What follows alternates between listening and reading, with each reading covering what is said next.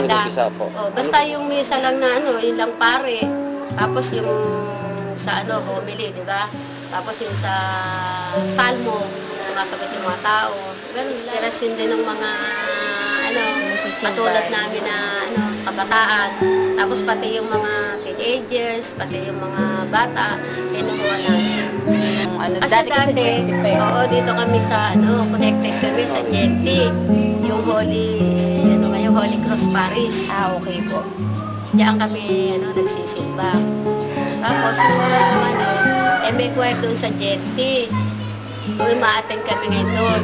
Nagagandahan kami doon sa mga ginagawa nila.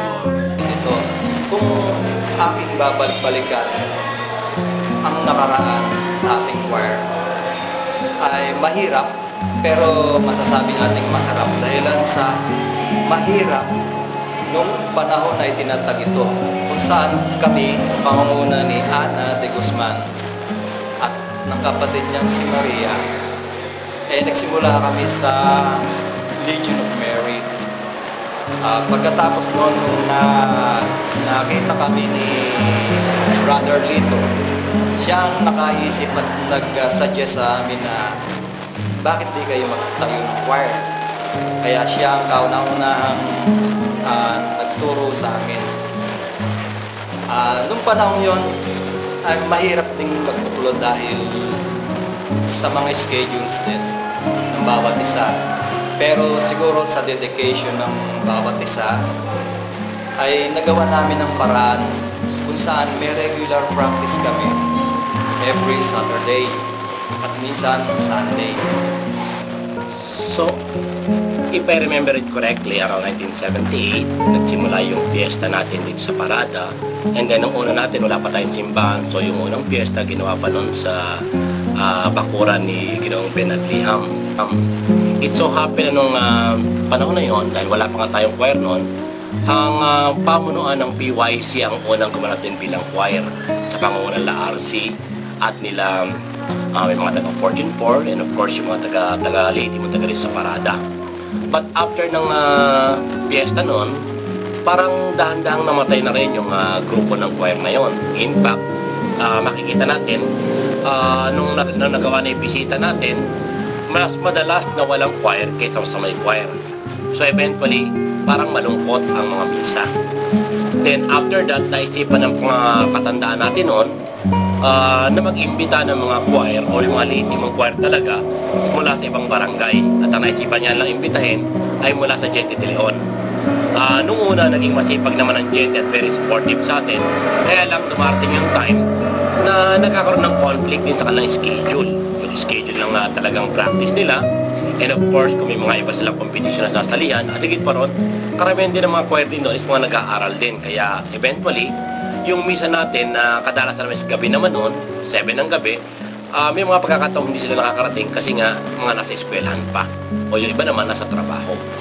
So hanggang sa dumating yung time na nagiging problema din ang simbahan na naman natin, ang mga choir na magbibigay sigla doon sa mga misa natin. At madalas na pag-uusapan to ng mga kabataan at dumating ang pagkakataon minsan na June 12, nagkaroon ng pag-meeting ang member ng Legion of Mary. Maraming mga aktibong kabataan na nakasali sa Legion of Mary na nagtipon-tipon doon sa bakuran naman ni Ginoong Bandino de Guzman. At mula doon sa grupo na yon, napag-usapan na bakit hindi kaya tayo magtatag ng panibagong choir kasi nakakahiya din naman na tuwing misa nag-iimbita tayo. At nung panahon yun, sa pangunguna ni Ate Gloria Salazar, sabi niya nga, sige, magbuo kayo. So sinabing magbuo kayo, so sa pangunguna ni Ana de Guzman na naging founding chairman or founding president ng choir, and then ni Marie na kapatid niya, at ng inyong lingkod, at ng mga nahandun din mga kasama sa Legion of Mary, nabuo nga yung Parada Choir. Yung Parada Choir na yun na dating mas kilala sa pangalan tagang Parada Choir, later on, naisipan lang baguhin yung pangalang Parada Choir. Of course, pinagputuhan yan.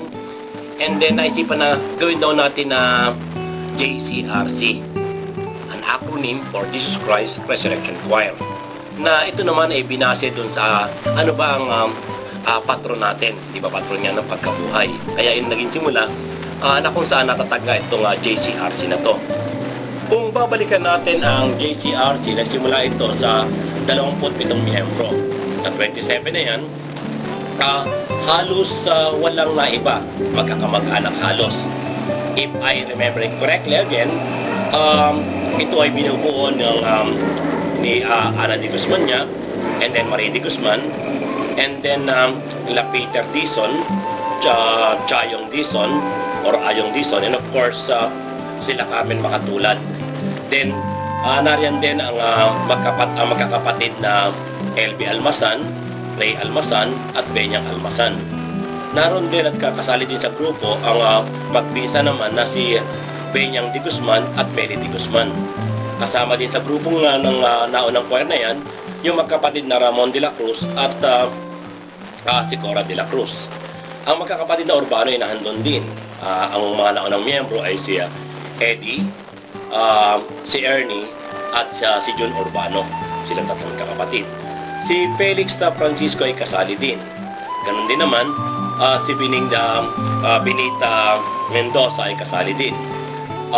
May mga ilang miyembro din noon na hindi naman lehitimong taga-parada pero aktibong naging kasabi rin ito, gaya ni Roger Avila. Isa siyang dayon sa parada pero napalapit din siya sa mga taga-parada kaya naging miyembro din siya. Ito, maalala ko nga pala, si Cory Francisco isa rin sa mga miyembro nito. Ito, lagi kami nag-iipon-ipon dito sa amin. Picnic kami. Kasi nung nga na yun, nagpatulong kami sa sa Gen. Maganda, maayos, masaya. Naging aktibo ang choir noon, sumali sa iba't ibang competition. At tandaan ko, ang isa sa pinakamasayang naging competition na nasalihan ng parada ay nung binubuo pa lamang ang simbahan ng Maysan. Isinuggest ni Father Ang na magkaroon na isa daw na isang concert na bubuuin ng 6 na choir mula sa iba't ibang barangay na nasakupan nito. Ang unang concert nito ay ginawa sa Pag-asa Complex. Wala pang bubong noon ng Parada Complex.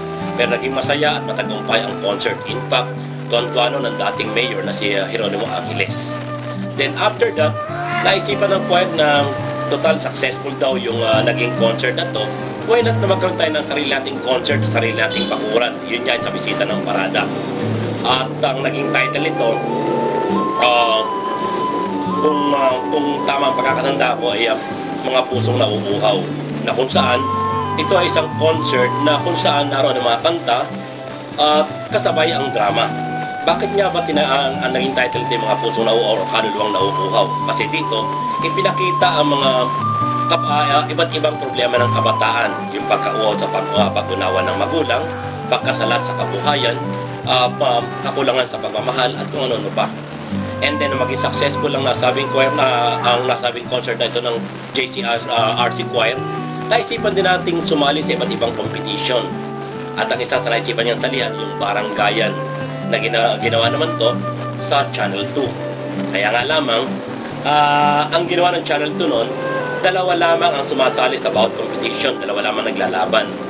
Sa nasabing competition, ang kinanta ng choir ay hindi yung ating korte. Kasi gusto ko sanang sariwain na dun sa naunang concert sa Pag-asa, naging very popular ang kanta ng parada noon na ang title is Bayan Ko. Tanggapin natin realidad na ang talagang original na version ng Bayan Ko ay ginawa ng ibang bayan, hindi ng Parada, hindi ng Valenzuela. Galing ito, I think, sa Muntinlupa yata. And then of course, may mga iba ring choir na ginawa rin sa limb version ito. Natural nung aming dating musical director by the name of Hermie Laguidaw, itinuro sa amin yung kanta na to. Pero may panibagong version. Napakaganda ng kanta na to at kabisadong ng choir. Pero nung sumali tayo sa Baranggayan, nagkataon naman na very busy noon si Mr. Hermie Laguidaw. So kinakailangan kumuha tayo ng panibagong musical director or musical instructor. It so happen naman na yung ating nakuha musical director, iba yung kanyang paniniwala na magiging mas maganda na awitin ng ating choir. At ang inawit natin noon ay mga lumang kanta noon na mahihirap ang piyesta subalit magaganda. Unfortunately, during the course of the competition, dahil bago nga ito sa kaisipan ng ating mga miyembro ng choir, nahirapan tayong kantahin ito ng tama. Dagdag pa rito, nung makita ng ating mga choir na marami palang nanonood dahil sa studio tayo, plus nasa isip nila na tayo ay live or nasa televised nationwide, nagkaroon ng mga nervyos. Kaya nga, nakakayamang aminin, pangalawa lamang tayo sa dalawang naglaban. Kasi noon talagang yung grupo namin, masaya talaga nag-start kami from elementary hanggang high school. Natapos na nga kami dyan. Marami kami moment noon kasi noon kami yung pag may mga tawag dito, concert, sali kami. Yung kaano namin lagi noon, may sand, sa Mapulanlupa, dito sa may ugong, yan, nagtuturo din kami. May unity kami noon eh. Maganda talaga kasi una-una magpipinsang kami. Mas nana yung binding ba ng family. Pag may mga mga tawag yan, concert, ang big fan namin doon yung mga nanay-nanay namin. Yan ang talagang mga audience. Tapos rin kami sa mga sports activities, sa practice. Hindi ko makakalimutan yung practice namin noon. Hanggang kayo, stigma sa akin yun eh. Binato ko nun ni Hermie ng eraser kasi hindi ako naka-attentive. Ang gusto niya, attentive ka. Pagka yung during, focus ka during practice. Saka yung talagang sa, ewan ko, mahusay daw kami nun eh. Sabi nila, yun yung aming, Subalit, ang sigla ng choir ay hindi natapos dito. Sabi nga natin, yung ating sinabi to na pagkatalo ay naging dahilan upang mas maging masigla ang choir. Sinubukan natin pag-isipan, ano nga ba ang naging problema? At paano pa na rin pa ang choir na to? Nag-recruit pa ng mga panibagong member at naisipan sumali pa sa mga iba't ibang competition at magkaroon pa ng iba't ibang concert. In fact, ang isa sa mga most successful concert natin ay nangyari naman sa Kalumpit, Bulacan. Again, salamat sa Ginoong Hermie Lagidaw, i-invite tayo doon. Nakakatuwa ang sinasabi sa nasabing lugar na yon. Marami na ito nag-concert dito, karamihan mga seminarista at iba't ibang choir. Subalit isa ang sinasabi nila. Sa bawat concert, parang kulang ng sigla. Sapagkat ang mga nagko-concert dito, karamihan ay diretso lamang kinakanta ang mga awitin nila. Kaya't nung kinanta ng choir ang ating forte, yung ating bayan ko, again, naging napakasigla ng concert. In fact, naging request pa nga ng barangay captain doon, baka daw pwedeng mag-ulit-ulit ng panibagong concert. The same night, inulit ang concert. Kaya nga lamang yung mga ibang ginamit ating props, gaya ng mga ibon na maya, wala na, nakalipan na. Pero still, masaya pa rin. At nakakatuwa naisipin na during that particular concert, yung ating mga supporters, o yung sabi natin walang sawang tagasunod or tagapalakpak ng choir, natural, yung mga magulang, mga lola, at mga kabarangay, kasama natin nandun din sa Kalumpit, Bulacan. At nakakatuwa yung naging appreciation ng mga taga roon. In fact, nag-invita pa sila na baka daw kung pwede, may mga iba pang series ng concert na gawin ng parada sa nasabing lugar. Subalit dahil sa panahon ngayon, medyo sobrang aktibo na ang choir noon, sumali din tayo sa iba't iba pang competition. In fact, yung ginawa nun sa Pulo ay para bang concert siya, pero parang naging competition pa rin.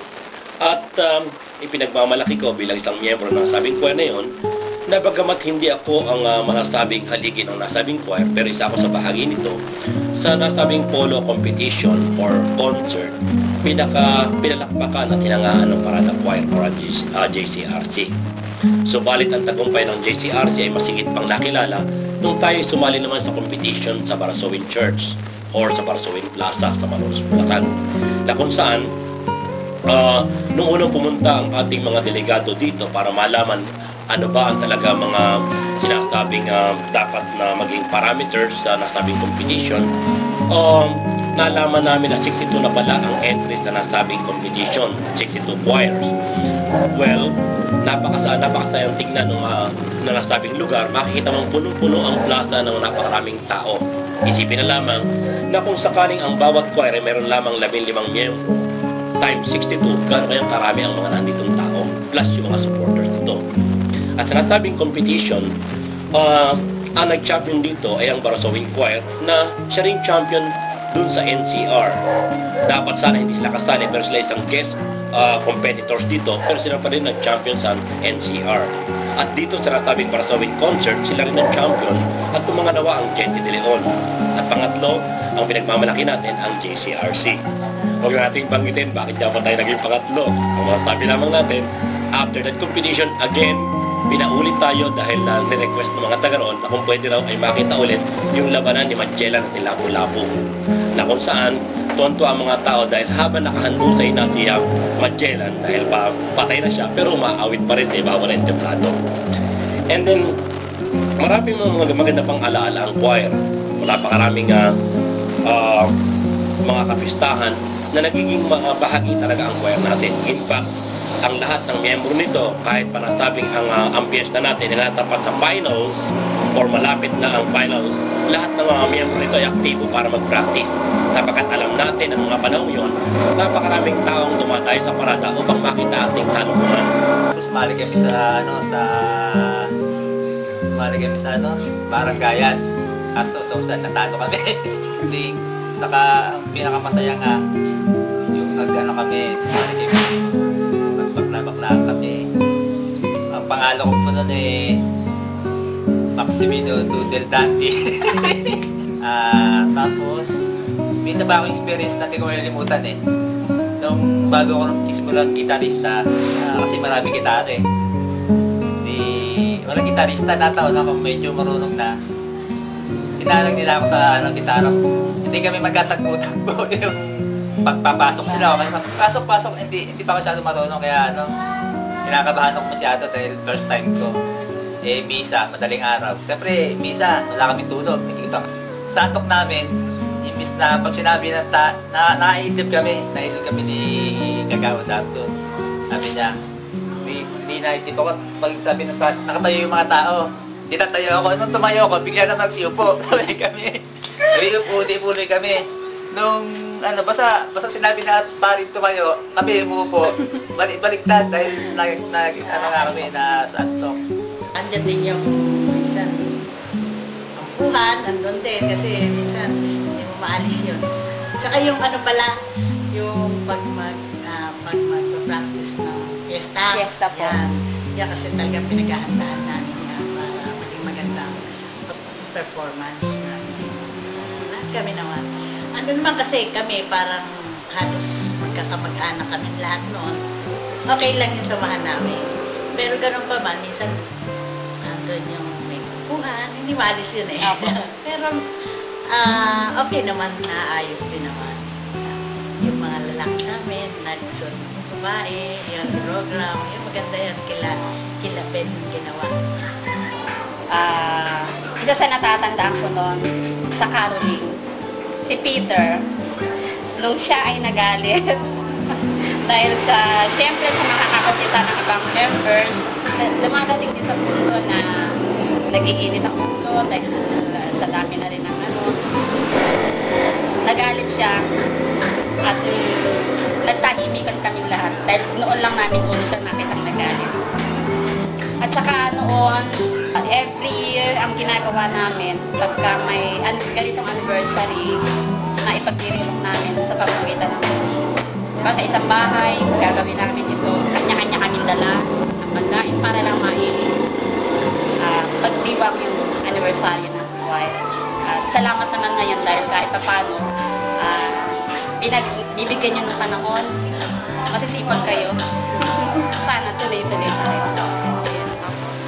Yung mga sabi namin sa contest na tatlo lang kami maglalaban, tapos third kami. Lagi kami natatawag sa mga masyon. Pagmamalaki namin ng third place kami.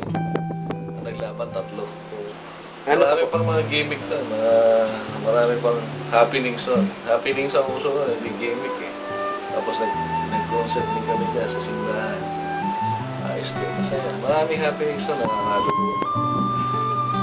Si Henry, hindi na nakakalimutan yun. Yung tinawag ng isang kabarangay natin na mukhang puto, lumipad yung paa niya, dalawang paa niya. Layo na sinadsaron Tapos ng isa, Kinamayan niya, pagpare niya gano'n, lumilipad niya. Kita namin, lumilipad na siya. Sumasansan yung likod sa marami din mga love affair na nangyari. Marami. Sila na nakakaalam nun. Iba masaya, iba hindi.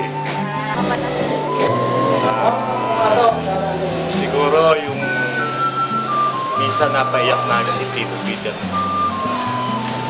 Dahil sa kakulitan ng grupo. Ilan lang kami noon pero parang hindi niya kami makaya. Kaya dinadala sa iya. Yun, kasama na yung pagkatapos ng practice. Meron kaming hideout na magmamalit. Nagpapaalam ang magiging presidente ng si Ana. May ikpitang inaanta, ayaw payagan. Tumakas ako, pinagalitan si Ana. Yung presidente, yun, napaiyak si Ana nang kasi nga sa sobrang sungit ng inaantang nun. Ayaw ko paalisin ang bahay. Ako gusto kong mag-miyembro ng choir. Kaya kahit ayaw maganda, tumatakas ako para mag-practice ng choir. Masasaya, syempre yung magiging close namin ng nila LB, nila Cora, ni Benya. Kasi yung bang bonding na kapatid talaga, kahit na nabubuya sa practice, pagsasaya namin, tsaka yung bang meron na pagsasabihan ng mga problema na hindi masabi sa bahay, masasabi mo sa kanila bilang kapatid. Kasi nga wala akong kapatid. Kaya sila yung kumbaga naging kapatid ko. Na mga sino man taga-parada, kung hindi clean lamang ang aawit ay ang JCRC Choir.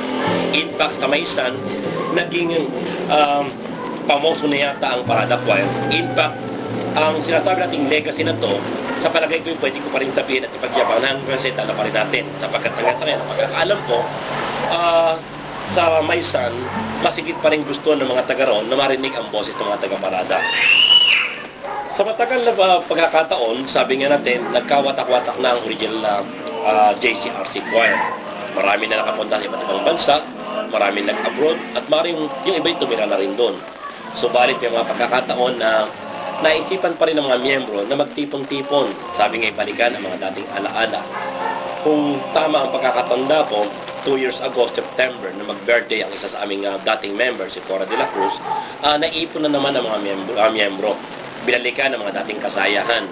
Tanggapin natin iba na ang itsura ng mga miyembro. Marami nang tumanda at marami na rin hindi na rin aktibo. Maring dahil sa mga may asawa na o dahil sa iba na ang relihiyon. Pero ang isang masaya rito, nung nasabi ko nga nung nagkatipon-tipon noon kila Cora de la Cruz, napag-usapan ng mga miyembro na bakit hindi natin balikan at ayain muli ang isa sa dati nating miyembro, si Ami Rivera. At yun nga, pagkatapos ng pag-uusap doon, sumunod na pagkakataon ay naisipang dalawin si Ami Rivera. And of course, inaya siya na sumama sa isang misa na ginanap naman sa parada. And of course, may isang pagkakataon na nagkatipon naman ng choir na kung saan naman in-invite ay isa pa rin dating miyembro, si Senia Aquino naman. At napag-usapan ng mga kasaysayan na kung saan involved ang bawat miyembro. Gusto ko rin banggitin na marami pa mga miyembro noon na tuwan-tuwa na magkatipon-tipon gaya nung bumalik dati at napasama rin sa pagtitipon na yon ang isa sa aming miyembro na si Josie Ramos.